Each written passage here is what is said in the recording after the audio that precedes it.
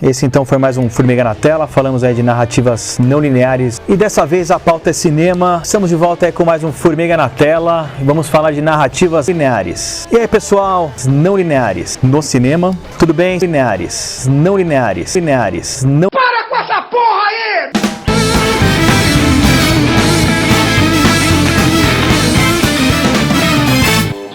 Antes da gente falar de narrativas não lineares, acho que é importante a gente falar um pouquinho da força de uma narrativa linear, né? Então, quando você vai analisar a estrutura de roteiro, ou até em cursos de roteiro, até na faculdade, normalmente você aprende uma linha linear. Mesmo que tenha algum flashback e tudo mais, ou até mesmo um multiplot, o desenvolvimento dos personagens, tal, da trama em si, ela é feita de uma maneira linear. Uma narrativa linear, ela consegue fisgar o espectador de uma maneira muito mais fácil, né?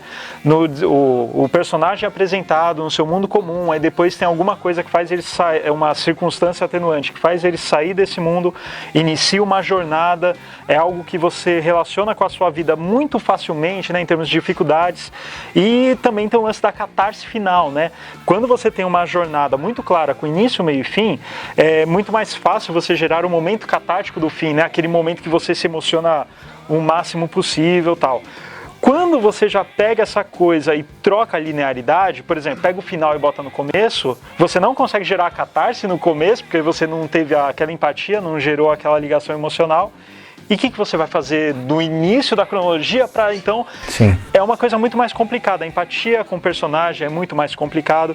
Então você tem essas características muito diferentes, né? Então filmes não lineares, por exemplo, Pulp Fiction, você tem o quê? Você tem o centro da ação de cada cena, circunstâncias muito mais emergenciais, circunstâncias muito mais intensas, onde a cena em si, isolada, ela já é uma história.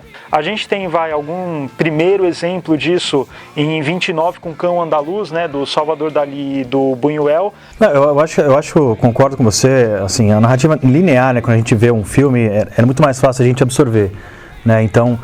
Por uma narrativa não linear, assim, ele exige demais do público, né? Assim, você precisa prestar mais atenção no que está acontecendo, gera um certo desconforto, assim, inicial, dependendo da narrativa, porque acho que a ideia nossa aqui é até dar alguns exemplos, como você já falou de alguns, né, do próprio Tarantino. O Tarantino é um cara moderno que gosta muito de fazer isso, falou Pulp Fiction, Kill Bill também tem, Cães de Aluguel, né, então ele não tem uma linearidade, né, bem comum que a gente vê no cinema, e precisa ser bem feito, né, então é difícil às vezes, tem muita gente que faz, né, usa desse recurso, né, vamos dizer assim, mas assim, não cria a empatia que precisa ser criada, né, o Tarantino ele fez bem, né, a gente pega um exemplo mais recente aí, que é o Amnésia, né, do Nolan também, que aí sim, ele usa duas narrativas, né, que elas se intercalam, né, você tem uma narrativa que é preto e branco, que é cronológica, e a narrativa em cores, que é de trás para frente, então assim, e é muito bem feito, né, te amarra, você começa a engrenar no filme, né, durante o percurso, né, então... Assim, acho que a ideia é realmente, talvez, lembrar de mais alguns outros filmes, assim, que possam e que tragam uma não linearidade que seja interessante para o público, né? Que às vezes é difícil a gente encontrar. Não, o Pulp Fiction é justamente aquele que eu trouxe na minha cabeça para comentar aqui, porque ele tem uma particularidade que ela, assim, em exemplos posteriores eu não encontro. O Pulp Fiction ele não tem uma linha que você possa chamar de presente dentro do filme, né? Que era uma instância que era muito normal, muito comum na literatura, que você não precisa, nunca precisou explicar esse tipo de coisa, nunca precisou se preocupar se o seu leitor ia entender, né? O cinema não, o cinema demorou para chegar e ousar, mas apesar que Cidadão Kane já tem uma não linearidade a sua forma, mas Pulp Fiction ele traz isso, não existe presente dentro do filme, né? E isso é super interessante, cara. Entre os mais recentes, né, que ele parece que inaugurou uma moda, né, desse negócio do filme episódico ou não, mais ou menos episódico e não linear, né? E aí influenciou pra caralho o Inharrito, né, com trilogia lá. Como é o nome do primeiro? Amores Brutos, né? Amores Brutos é um caso assim, é Pulp Fiction puro, né, na sua estrutura. Mas eu prefiro 21 gramas, né, que ele tem uma não linearidade que é bem diferente, ela é mais complexa e mais instigante, por assim dizer. E não é nem por isso um filme assim, sabe, ultra difícil, ultra hermético, né? Tem uma diferença fundamental, né? Como o Paulo falou, a questão da experiência do espectador. Um filme linear, o espectador ele assume uma posição de passividade muito forte. Não que isso seja ruim, a gente tem exemplos maravilhosos de filmes lineares, obviamente. Que é a maioria, né? É a maioria. Esmagadora. E o filme não linear, aí você dá a atividade para o espectador, provavelmente. Então, o espectador ele tem que lembrar da cena anterior, ver onde ela se encaixa na posterior, se faz sentido. Enquanto isso, ele tem que prestar atenção no que está acontecendo na cena. É uma coisa difícil, é uma experiência bem complexa em termos de experiência audiovisual para o espectador. Em contrapartida, na parte do criador, do diretor, do escritor, a gente tem também uma outra coisa. O filme não linear, ele apresenta muito mais o discurso do diretor do que o discurso do personagem. Então, por exemplo, você falou do 21 gramas, até mesmo Amores Brutos também pode ser usado, ou Pulp Fiction. Os personagens, eles não têm um background claro, você não se identifica necessariamente com eles, talvez o que você mais se identifique é o personagem do Bruce Willis, porque ele tem uma jornada de início, meio e fim, mas os outros não, não. Só que cada cena tem uma intensidade e elas permeiam o mesmo tema. Do mesmo jeito que Além da Linha Vermelha, do Terrence Malick, que é um filme de guerra, que se ele fosse linear, você pensando nele como linear, você imagina um filme que documenta a guerra. Você vendo ele não linear, você já entra no tema vida e morte. Você não entra, independente da guerra, a guerra serve só como um pano de fundo. Se fosse uma narrativa linear, seria o principal. Que o Amnésia, ele acho que, pelo menos na minha mente, na minha memória, é o único filme que conseguiu gerar uma catarse pelo início da linha cronológica, que é justamente o que subverte o que você achava do personagem até então, né? É porque no final você tem a revelação, né? Então você tem uma história que se você pode até encarar ela cronologicamente, né? Só que como ele é dividido em narrativas diferentes, e a revelação que seria o meio do filme, ela é uma revelação legal. Então, assim, essa é uma genialidade desse filme. Mas um diretor, assim, a gente falou do Tarantino, né, que ele gosta de fazer essa não linearidade também, mas um outro diretor, né, que é o diretor francês, que eu até, quando eu comecei a pensar nesse tema, né, eu tinha revisto aquele ano passado em Marimbá, não sei se vocês viram, do Alain Resnais, né, e assim, esse é um diretor, esse filme é completamente não linear, né, sim, mas interpretativo, né, em diversas formas, né, e você tem a história, você não sabe o que é presente, o que é passado, você tem quebra da própria estrutura, né, então tem várias coisas, assim, você fica extremamente confuso com o filme, mas ele é muito bem feito, né, o diretor é sensacional, é ótimo, ele é da época da Nouvelle Vague, mas não é necessariamente, faz parte, né, do pessoal da Nouvelle Vague, mas ele é um cara que ele preza muito por pela não cronologia, né? Então ele fez o Hiroshima, Meu Amor,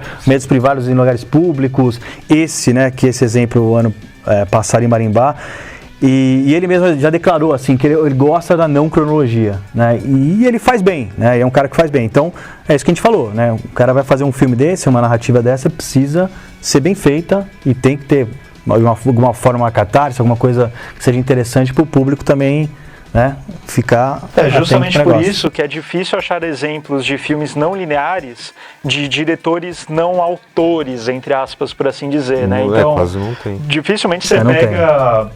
Eu pelo menos não lembro de nenhum. Talvez tenha um aí tailandês aí super underground, mas realmente não, porque o discurso do diretor fica em voga. Então, você terceirizar um diretor para fazer uma coisa não linear, então é muito complicado. Até mesmo porque, quando você constrói a estrutura, o cara tem que ter um pensamento muito lá na frente, né? Então, muitas vezes você tem um projeto que pega lá, um roteirista faz lá um roteiro, entrega para um diretor, o diretor vai lá e filma, beleza. Quando você faz roteiro de um filme não linear, você faz ele linearmente e já pensa na desconstrução.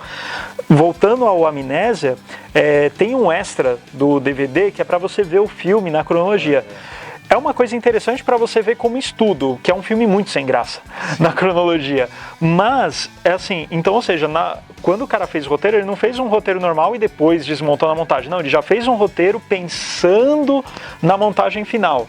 E, assim, é um trabalho totalmente excelente, por assim dizer, né? Totalmente detalhista e tal. Então acho que isso é um dos motivos. Ele né? fazer uma história linear, complexa, e depois e deixar ela não linear, isso seria realmente difícil de montar. Você falou do ano passado em Marimbá, é bom a gente frisar que a gente tinha citado o lance do Tarantino de não ter presente, né? Mas é um exemplo muito diferente aí no caso do Alain Resnais, porque ali é um filme experimental. O filme do Tarantino, ele, apesar da inovação no roteiro, ele não deixou de ser um filme narrativo, um filme que você entende todas as situações, né? Por isso que eu citei, porque assim, como ele confunde, você não tem passado nem presente, é uma não linearidade assim ao extremo mesmo, né? Porque você se perde no filme, né? Então aí você vai interpretar depois. Exato. Às vezes o pessoal confunde um pouquinho o que é não linear e tal. Então, por exemplo, flashback. Independente se tenha flashback, isso aí não quer dizer que é um filme não linear. É apenas um espaço naquele tempo e que ele vai te contar alguma coisa para seguir com a narrativa. Multiplotting também não necessariamente é não linear. Mas enfim, o que eu quero... Pontos de vista também, né? Isso, pontos de vista, Corra Lola Corra, que são exemplos de pontos de vista diferentes, né? Tem outros. Exato. Que daí são coisas, é muito mais você pensar numa montagem paralela em pontos de vista. Crash, tal, né? Que é Crash também. Muitas vezes o pessoal erra falando Pulp Fiction, isso daí é certeiro. Até o Sid Field falou uma merda disso daí num livro dele. Pulp Fiction como uma montagem circular. Só que a montagem de Pulp Fiction não é nada circular, ela é helicoidal, porque ela tem um começo, ela vai dar uma volta pra cá, só que ela continua aqui. Aí volta pra cá, como se fosse um fio de telefone, né? Por isso mesmo que o Daniel falou, tipo, a questão do Pulp Fiction não ter presente. E não tem presente, porque você tem personagens sendo apresentados, personagens morrendo e personagens sendo ressuscitados depois no final do filme. E em comparação ao Amnésia, que ele tem o seu começo, meio e fim cronológico bem definido, com uma jornada, só que o bacana do filme é justamente esse quebra-cabeças que ele faz totalmente desconexo a princípio e você como espectador junto quebra-cabeça. O Pulp Fiction, primeiro que é muito difícil você colocar ele numa linearidade, mas se você colocar ele numa linearidade, os personagens não têm quase jornada nenhuma, né? São situações. Você tem o Jules que virou evangélico, sei lá, alguma coisa assim e tal, mas ainda assim não é uma jornada, né? São cenas situacionais que, se você for colocar na ordem, qual seria o clímax? Não existe clímax, né? Então é muito mais uma catarse intelectual do que emocional, né? I don't remember asking you a goddamn thing. E ninguém vai falar de Irreversível, cara? Vamos? O Irreversível, ele será que não dá pra gente considerar ele como linear? Porque ele vai mesmo do fim ao começo? Ele é linear, só que ao contrário, né? Ao contrário, sim. Linear, né? Vamos dizer assim. Cara, mas mesmo assim, né, cara? Ele não tem, que eu imagino linear assim, com cenas fora de tempo, né, separadas. Mas se fosse assim, a gente colocaria o Amnésia também como não linear, né? Porque ele segue uma ordem de qualquer jeito, só que inversa. Mas de qualquer forma tem duas... Sim, tem duas linhas, é verdade. Linhas, né? Mas ainda assim é sutil. A gente lembra, sempre que a gente fala em Amnésia, a gente lembra aquele filme que é de trás pra frente, né? Que não então, na verdade. Então, mas o Irreversível eu acho que pode ser considerado... Ele talvez pode ser um dos mais lineares dos filmes não lineares. Sim. Mas... Pode ser um dos menos não lineares. Dos menos não lineares, boa. Porque assim, a gente tá no final... Então, as cenas são na ordem, só que na ordem inversa. Entretanto, as cenas acontecem no tempo cronológico. Então, a cena 1 verdade, tem razão. Tem início, meio e fim. Aí depois a cena 2 acontece antes da cena 1, só que ela tem início, meio e fim. Então, não é o totalmente de trás para frente, tem que colocar um disco para... Não é um disco da Xuxa, né, que tem a pressa ao demônio. O que vocês vão ver agora pode perturbá-los. Hoje é o seu dia, que dia mais feliz. Parabéns, parabéns. Cante novamente que a gente pede bis.